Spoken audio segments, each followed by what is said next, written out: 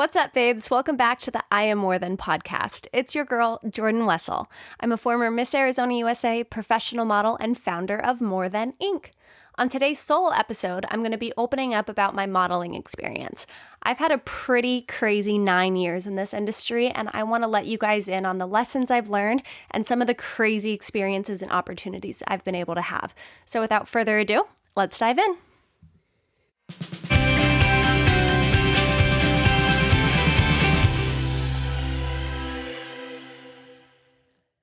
You know, when you're a kid and you always have adults asking, so what do you want to be when you grow up?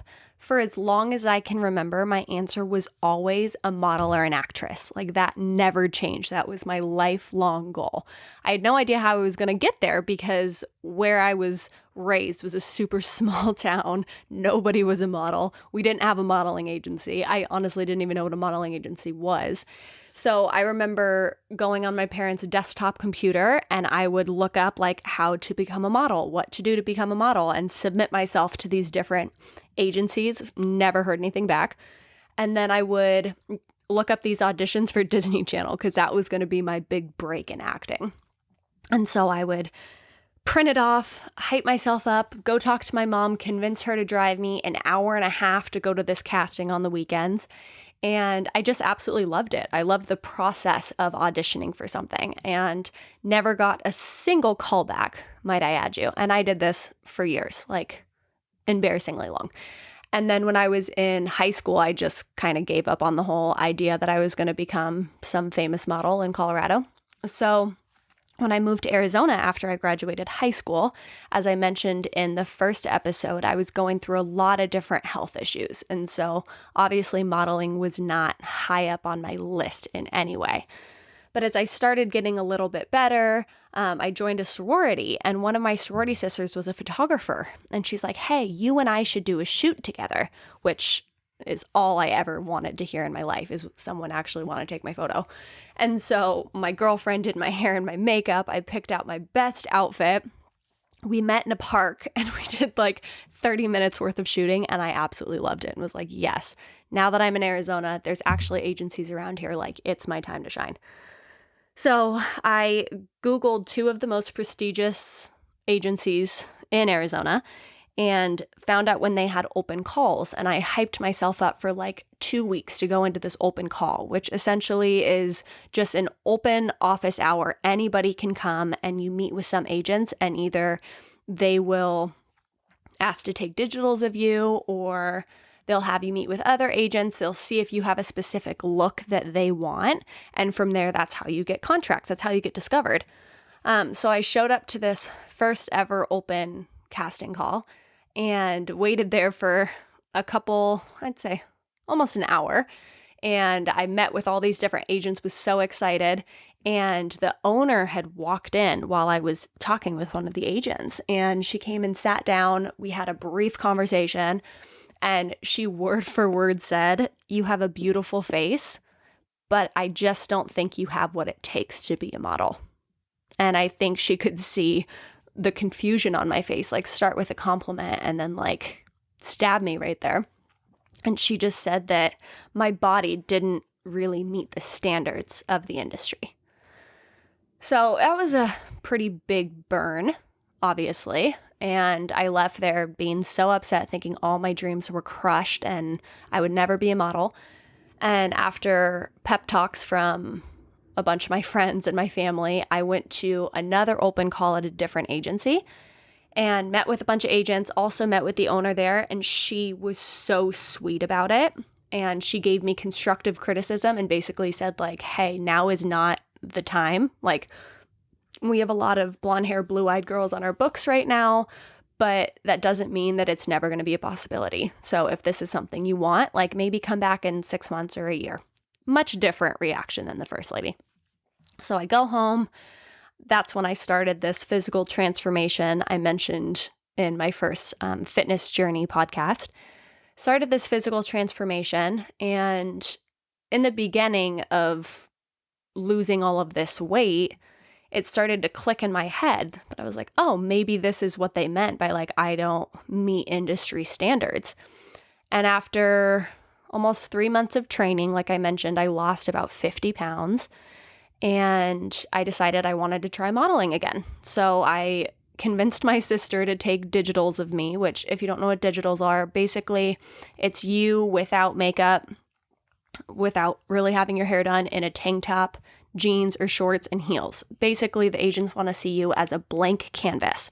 So I had her take some photos of me in my swimsuit and I submitted them online, really not expecting anything, to both of the agencies I had met with 3 months prior. I immediately got an email back from the first agency that I met with asking me to come in for a meeting. I went in the next day and the owner of the agency was sitting down in the conference room waiting for me with a contract. She did not recognize me from 3 months prior. I obviously didn't say like, oh, remember you told me I didn't have what it takes to be a model, or else if I did say that, I probably wouldn't have gotten that contract. But I signed my first contract, had no idea even really what that meant, but it felt like my lifelong dream was finally coming true. And so I went to my first ever real photo shoot with the most wonderful photographer in the entire world. He's become like family. And he just gave me a lot of pointers and was such a good first person to ever work with. He connected me with so many other photographers and people in the industry and just really had my back. He's become like a father figure. He's amazing. So Bob, if you're listening, I love you. Thank you. And he recommended, why don't you go out to LA? There's going to be a lot more work there for you if modeling is really what you want to do.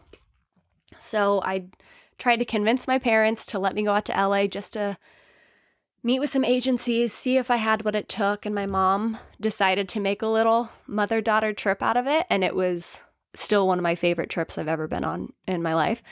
And we met with the first agency and they're like, we love your look. We have a big casting this afternoon that if you can go and land that job, we will sign you today. I was like, okay, I'm on it. So we get in the car, we drive an hour. It's given my very first casting. I had no idea what to expect. So I walk in and I'm at Skechers headquarters. And just like, I'm in awe of the fact that I'm even there, have like the biggest smile, pep in my step. Like I'm ready for whatever I'm supposed to be doing here. And I met with the casting director and I've come to learn that casting directors, not to generalize all of them, but a lot of the time, they aren't emotionally connected to you in any way because they see so many people that it's like you're just another person, you're another number to come in for the same job. Like, so it was very impersonal. She was not nice. And she asked me to do a walk because it was going to be for a commercial. And I walk towards her. I'm feeling all great. Walk back. She asked me to do it one more time. I do it and I'm like, oh, this is a good sign. I go up to her.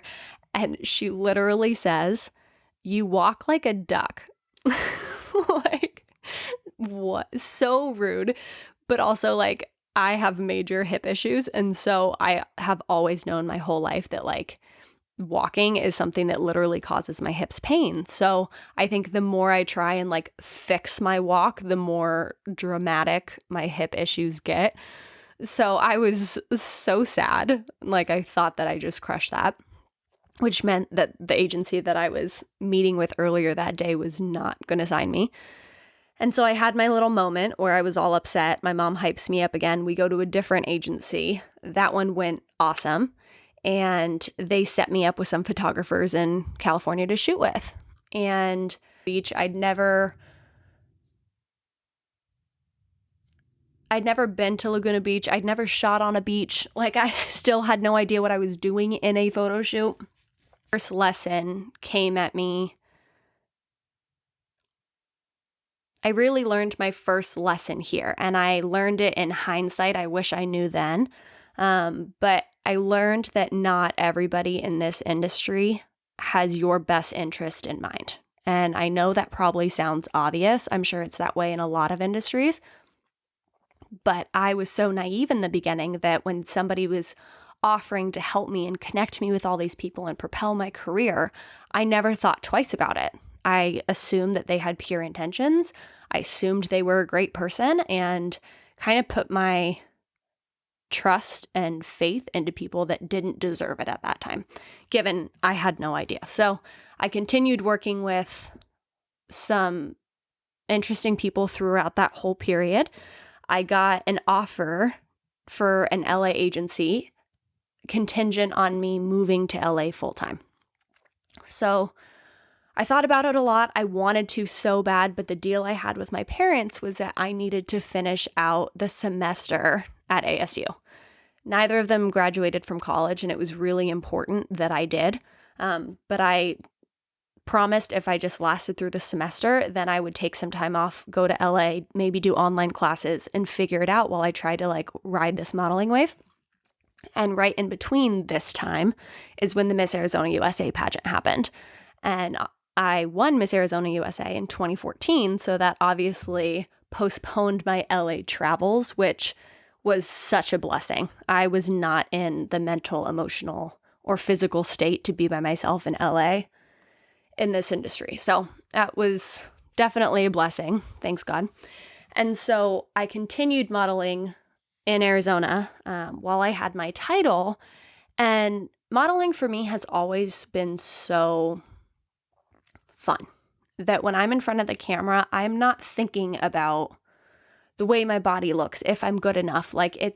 My mind just goes to a different place and I thoroughly enjoy what I'm doing.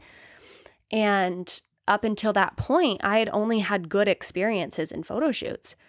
And so I'd had a couple more photo shoots as Miss Arizona USA. It was great. Those all went amazing. And then, like I mentioned, there's some people that I got involved with that began actually traveling with me, going to photo shoots with me. And I remember one woman in particular would literally shout out things to me while I was shooting to make me insecure. She'd be like, no, don't put your arm out like that. It looks fat. Or suck in your stomach harder, while I'm shooting. And so suddenly I was so in my head that this wasn't fun anymore.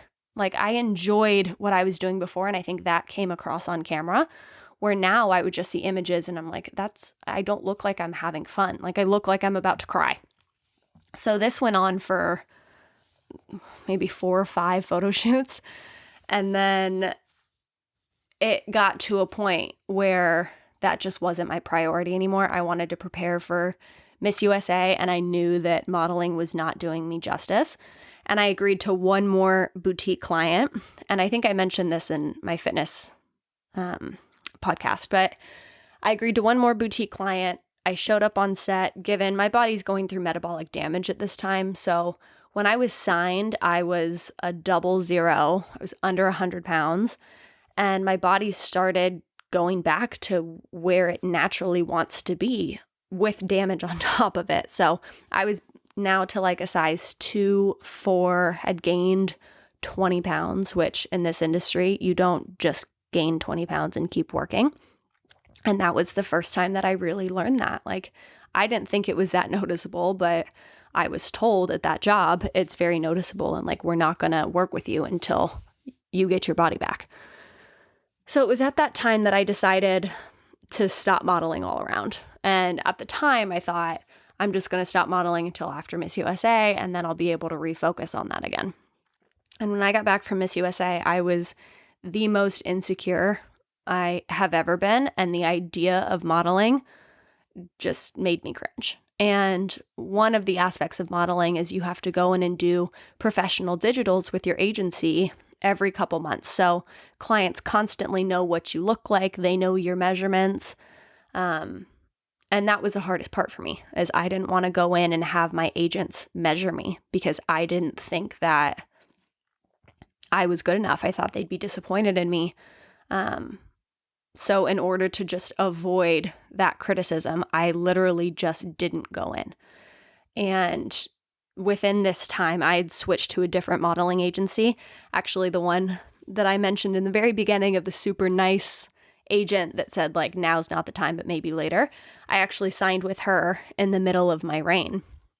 And she was so understanding and accepting and encouraging and loving when she didn't have to be, because I was being flaky. I was not showing up for castings when I was supposed to, honestly, because I was just so insecure. I didn't even want to put myself out there. And so I told her, I have no interest in modeling anymore. And if you have to drop me, I understand. Like, girls would get dropped all the time because if they're not working, then it doesn't really make sense for them to still be promoting you. And so I was shocked that I hadn't been dropped already, and literally was like, yeah, if you need to drop me, like, I get it, but I'm not working. And she said, I'm just going to give you a little bit of time. Like, you clearly need your space, so we're going to be here whenever you're ready to come back. If that's in a year, great. If that's never, great. But like, we want to support you as an individual, which I realize how rare that is in this industry, that there's millions of us trying to make it in this industry, and we are so replaceable. And this one agent never made me feel like I was replaceable, which was really, really cool. And I'll go into her later because I'm actually interviewing her for my next podcast. So I guess I can say her name then. Terry, the owner of the agency Arizona, will be on the next podcast, and you can kind of get her perspective and what she was thinking during this time. But she was my saving grace. So I stopped modeling. I went back to college. I got my degree. I got a job. I was working full time as a social media marketing manager, and just, I don't want to say let myself go, but I allowed myself to not care what I looked like for a while, where it's like, I need to just heal myself mentally right now. And the pressure of me constantly wondering how my body looks is just not healthy for me anymore. So I spent about 2 years really healing my mind. I had launched a blog where I was talking all about what I was going through mentally and how I was trying to get mentally stronger. And I thought that it was really important then, which, given this is 5 years ago. And I thought it was really important to just connect with other women and open up about what I'm going through, because then maybe they can relate and we can have a really constructive conversation about it.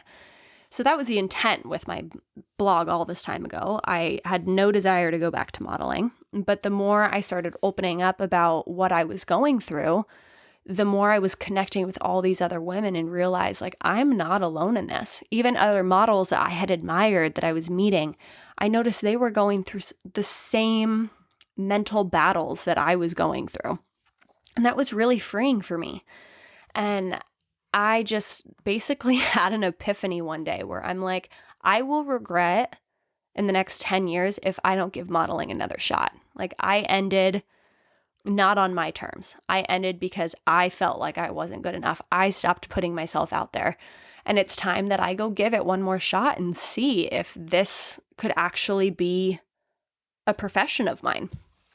And at that time, I was a solid 6'8", pretty similar to my body right now. And I was confident in my body that I had done so much work that I got to a point where it's like, either you love it or you don't. Either you want to work with me or you don't, but I'm not going to take your personal opinion to offense anymore. Like, I just can't mentally put myself through that anymore. And I went back into the agency. I met with Terry. And I said, Terry, I think I'm going to move to New York and I want to model. Can you help me? She's like, yep, I'm here. Like, I've been waiting for this day. It's going to be great. I'll set you up with as many meetings as I can, have your back. Like, just go do it. I'm so proud of you.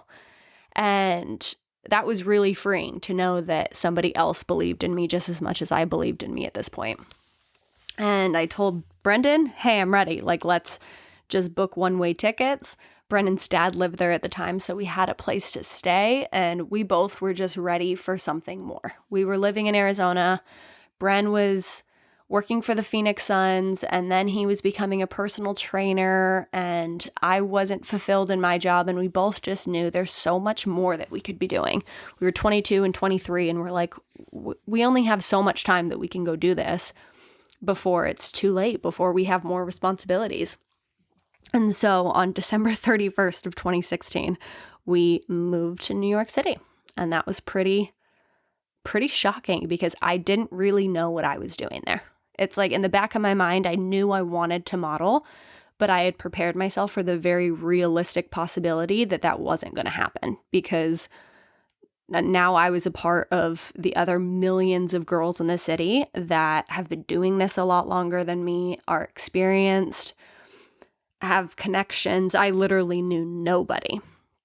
And so the first couple weeks were really tough. I questioned every single day, why the heck did I just move to New York?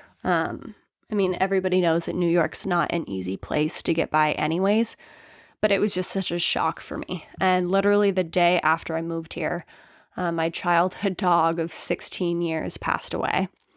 And I just needed to be with my family so badly. And I felt so guilty for leaving.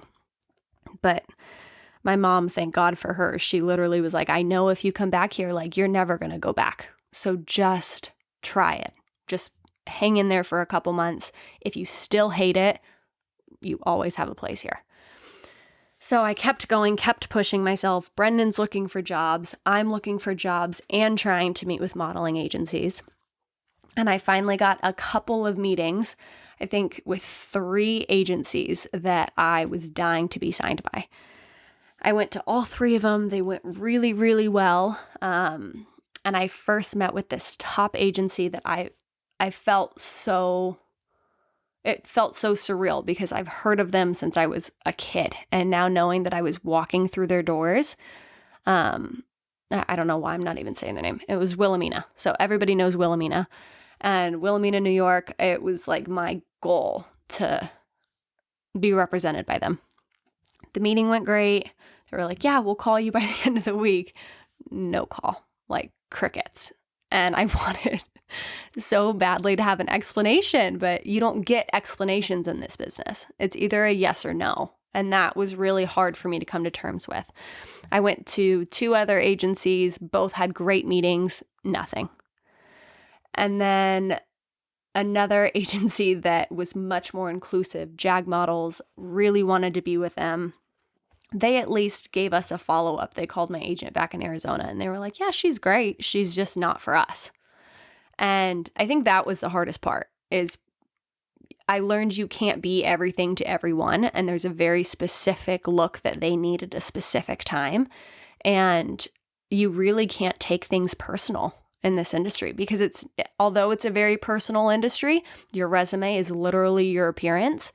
You can't take offense, because if you do, like, this industry will chew you up and spit you right back out. And I knew that going in there, and I knew I needed to stay really mentally strong in order to just get by. And after, I think, 3 or 4 months of meeting with agencies, trying to get a job, nothing was coming through. I'm living off my savings. Like, I don't know if we're going to make it. I came back to Arizona for Easter to see my family, thank God. And my sister ended up getting really sick.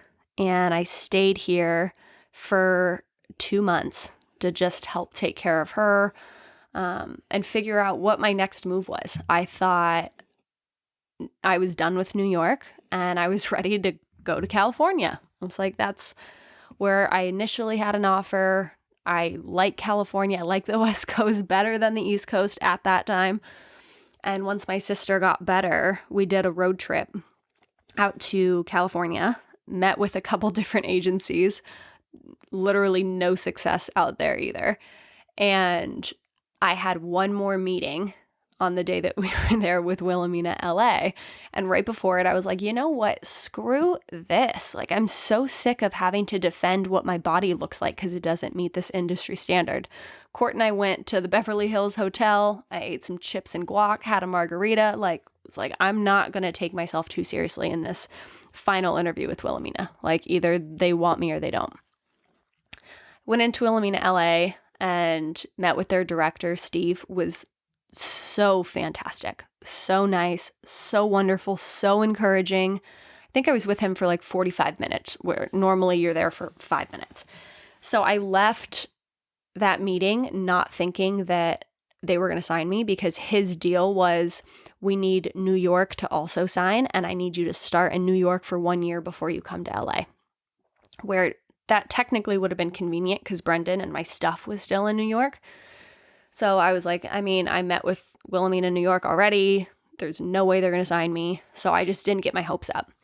And I got a call the next day from Steve, and he was like, we are over the moon to offer you a bi-coastal contract with both Wilhelmina, New York and LA. I have never felt that way in my life. Like, it just felt like everything I was working so hard for, like, just came true. I was with one of the most prestigious agencies out there. It just was a real full circle moment for me. And so when I got back to Arizona this time, I like packed up the rest of my stuff, and I knew I had a purpose in New York now. And I was so just proud and excited and optimistic about what could happen. And when I got back to New York, they sent me on a million castings, which was amazing, but that's what I was doing full time, which given you don't make money to go do castings. You only make money when you are working.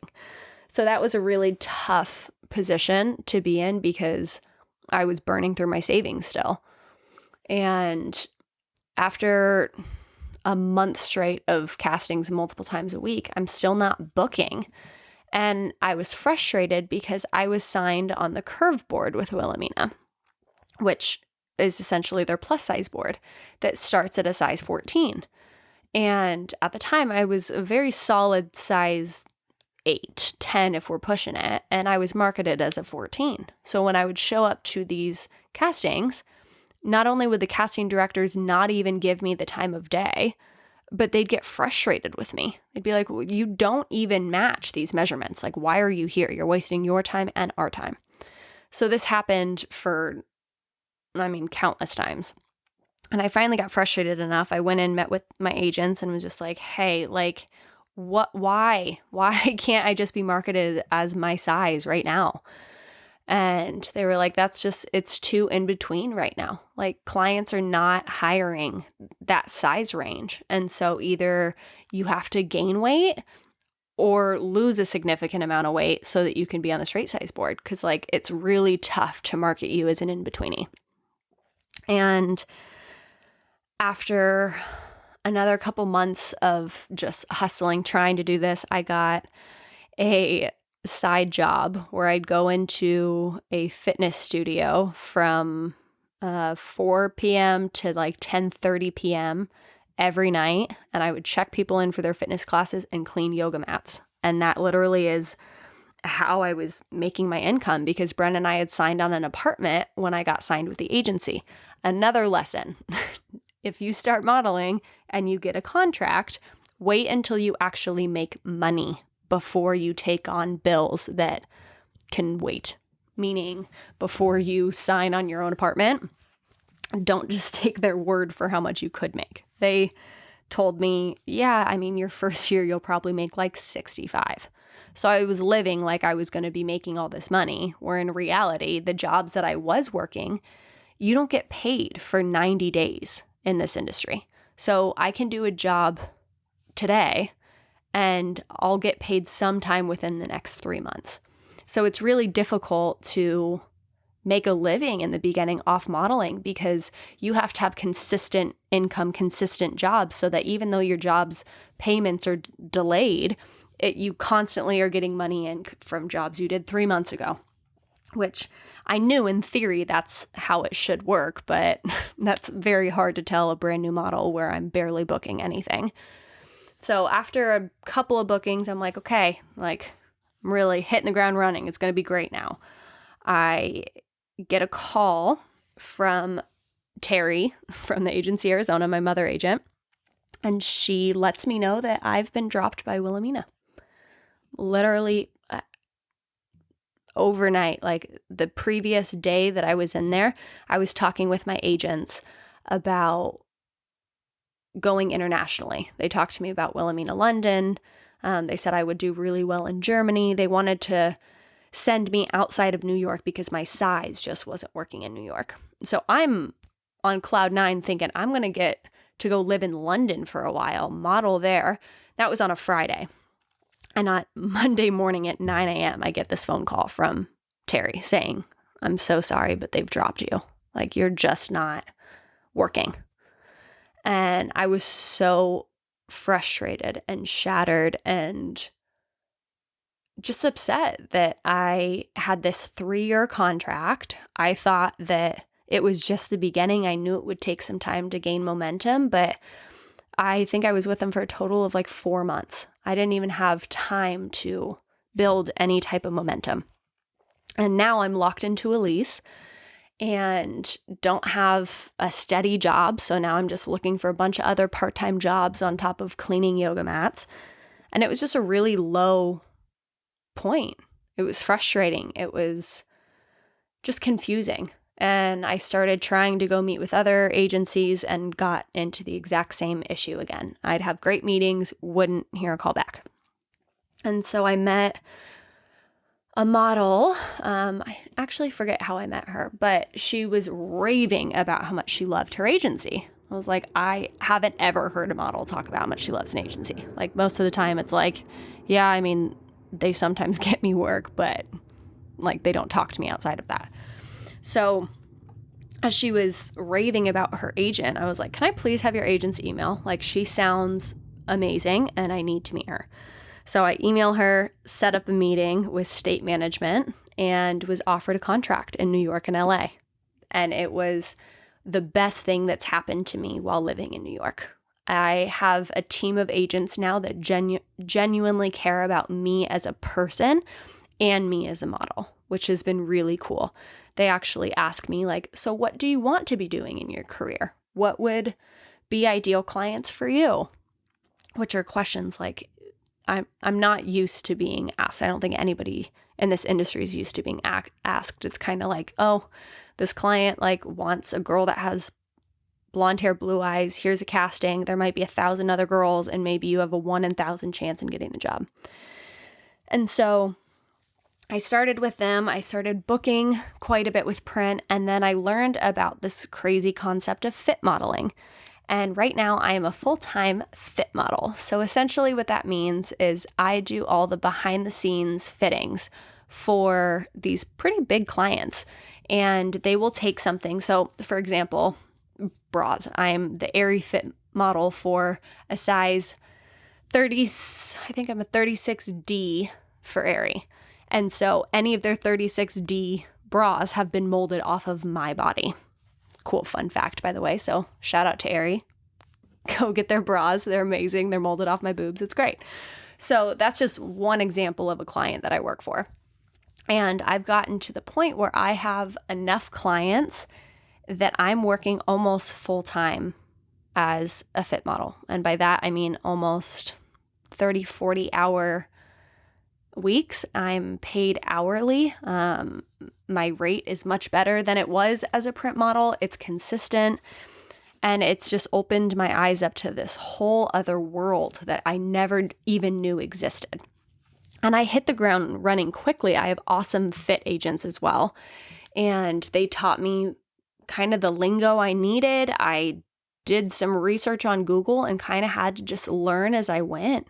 And I started booking these clients and I needed to know how to use terminology. It's almost like you went to design school or fit school and you need to know how seams are supposed to feel, where shoulders are supposed to be placed, how long the crotch needs to be. Like I need to know very technical terminology to be able to communicate with the team what needs to change so that by the time that garment goes into the store, it fits a girl that has similar measurements to me. So a lot of the time I'm a size medium bottom. And so if you walk into New York & Company and try on their medium size 6'8" bottoms, most of the time it's been molded off my body, and then we can either scale up or scale down for different sizes, if that makes sense. So, and I can always dive into fit modeling at a separate time because it's a whole other world that I didn't even know existed. And I've loved it for the most part, but I have realized that I am now at the point that I always wanted to be. I wanted to be able to make a living from modeling. I wanted to be a professional model in New York City.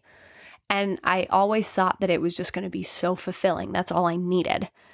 And it was about, when was this? Last summer? I think. Yeah, summer of 2019, I went into a casting and immediately the woman was like, okay, remove your clothes, gotta measure you. And it's like, she didn't even know my name, like, no, hi, how are you? And also, fit modeling is a very intimate experience because a lot of the time you're being measured in your bra and underwear and always having to try stuff on. And like, it's just people are touching and grabbing you in ways that like would not be acceptable anywhere outside of those four walls, where I've even have my issues inside those four walls. But I showed up to this particular job and they're like, okay, undress, we got to measure you. And I was like, okay, you can measure me like behind this curtain. There was a room full of people. And I'm like, I'm not letting you measure me in front of 30 people. Like, that's unnecessary for the job that I'm hired for right now. Like, we're trying on like sweaters and pants. So she comes and she's measuring me and shouting my measurements across the room. And I can just hear the room full of people talking about my body. Like, oh, her thigh is a half an inch too big there. Oh, waist is a little too small there. Oh, arms are a little too big here. Like, just picking me apart. And I felt so belittled that I had experiences like this before, but I don't know why this one stuck with me the way that it did. And then it just popped into my head that I'm more than a measurement. And that's how this entire more than ink concept even came to be, is because of this one specific epiphany that I had there. That it's like, I'm so much more than a model. I'm so much more than your measurements right now. Like, I have a voice. I have opinions. Like, I'm a human being. You can't just treat me like a mannequin. And that's kind of where I came to terms with the fact that we're all so much more than whatever label is being placed upon it. In my specific instance, it was more than measurements. Maybe for somebody else, it's more than a mom. For someone else, it's more than your occupation. I just felt like we could all really identify with it. And I've been working on that on the side of modeling for 8 months to a year, just trying to get everything built and trademarked and get my business. And so that's really what led me to this next chapter. Although I love modeling and I love the lifestyle it's provided for me, and I love the opportunities that I've gotten to meet some incredible people, I know that I needed to be fulfilled in other ways. And for me, I feel fulfilled when I'm inspiring and encouraging other women. I feel fulfilled when I have conversations with women that just fuels my soul. And there's been a handful of women that I've met in this industry that I have just been amazed by. I'm amazed by their stories. I'm amazed by their perspectives. I'm amazed by how much more than models they really are. I was amazed that there were these top models I would always admire and look up to and think that like they're in a different category, different level than I am. And I'd have conversations with them and be like, you're struggling with the exact same things I'm struggling with. Like, nobody is above each other. And that applies not only for this industry, but I think it applies in every aspect of life. Like, nobody is above somebody else. We are all so different. We are all so unique. We all have our own experiences. That just because some of us have different job titles or we have different experiences than somebody else, it doesn't mean that we're better than anybody else. And that was really eye-opening for me. You know, I'm not after a certain point. So I've learned a ton. I've learned a ton in this industry, and I love this industry, and I love the people I've been able to meet through this industry. But I've learned that the reason I've had such a positive experience is because I learned the second time around with this modeling experience, when I got to New York, I learned that the only person's opinion that truly matters about me or about my body is my own. Other people are always going to have an opinion about you. They're always going to try and label you as something. A lot of the times, these people aren't emotionally connected to you. They're not invested in you. They don't know your story. And if you can be really strong and stand firm in who you are and already know that you have so much value, regardless of what other people say, regardless of the jobs you book, regardless of what some casting agent says to you.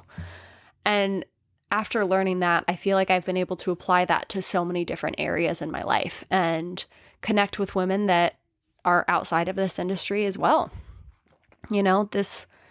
Although I love modeling and a lot of it is glitz and glam and a lot of cool experiences, and I'm forever grateful that that's been part of my journey, there's a really ugly side to modeling as well that you need to be aware of, and you need to know that that's kind of just part of it. But a big goal of mine is to change this industry. I want to leave it better than I found it. Part of that is by talking about my experiences, because there's a lot of women who haven't, before the creation of social media, we really weren't able to talk about our experiences with modeling. We weren't able to promote ourselves. We just had to rely on agencies to do so. And it's been really cool watching that whole shift. It's important for everybody in the industry and outside of the industry to know that a lot of the images that you're seeing, unless it explicitly says that it has not been photoshopped, it has been photoshopped. That was one of the craziest realizations for me. Because when I first started, and I had nothing to compare it to. And I was also working with a lot of amateur photographers when I first started. And so there wasn't extreme Photoshop happening. And once I got some bigger jobs, there were times where I would get images back from a photo shoot and literally not recognize myself. Like, it's crazy how much they change you. There was one shoot in particular where when I saw the image, it's like they took off basically half my body, like morphed my face. Like, that's not even, you wouldn't recognize me. And that's frustrating to me. I love that the industry as a whole is now shifting towards a much more authentic and real and non-Photoshop and embracing your true beauty, because I think that the opposite is really damaging to people that don't know how much work is actually done to those images. Even for me growing up, like seeing the women in the magazines and comparing myself, be like, why is it that when I take a photo of myself that I think is beautiful, and then I look at someone in a magazine, I feel absolutely terrible? Well, that's because they have a team of people that morphed her into what that image looks like. One of my favorite models that I've always looked up to recently said something to me that really stuck, that she looked at a photo and said, the sad thing is that there's a lot of women that will look at this photo and wish that they could look like me, when in reality, I don't even look like me. And that was just really eye-opening to me, that it's really important for you to put this entire industry into perspective. It's important to surround yourself around positive, uplifting people. It's important to have a thick skin. It's important to be on the lookout for people that do not have your best interest in mind. And I've learned that I have to be a lot more cautious going into business relationships with people that are promising all these amazing, amazing things, where it's like you really have to protect yourself and be your own advocate, and just know that not everybody's going to have your best interest in mind, and that has to be okay. Like, you just have to have your own best interest in mind. So those are a lot of the crazy lessons that I've learned in this industry over the last, 9 years, I think. Oh my goodness. But I'd say I've really only been working full-time professionally as a model for about 2.5 years, which has been some of the most amazing times in my life. But I'm excited to be able to open up more about it with you guys and kind of let you in on my world and what this industry looks like through my eyes. Because like I said, my purpose in this industry is to leave it better than I found it. So I hope I'm able to do that. I hope I'm able to pave the way for some more in-between sized girls. It's my goal someday that when you look through a magazine or you look at a billboard or you see a commercial on TV, that every body type is represented. That's really, really, really important to me. So I'll continue fighting for that. And I know a bunch of other women are fighting for the exact same thing. So just know, even if you're not directly in the industry and you get frustrated that you're not being represented, there's an army of women behind the scenes that are fighting so that at some point we are all represented. We are all viewed as beautiful, no matter what size, race, religion, hair color, eye color, whatever it is, you deserve to be represented. So I hope you guys have enjoyed this little snippet into my modeling experience. I know it's been about 45 minutes of me rambling, but I hope you learned something. And if you have any questions, let me know, and I will see you guys next time.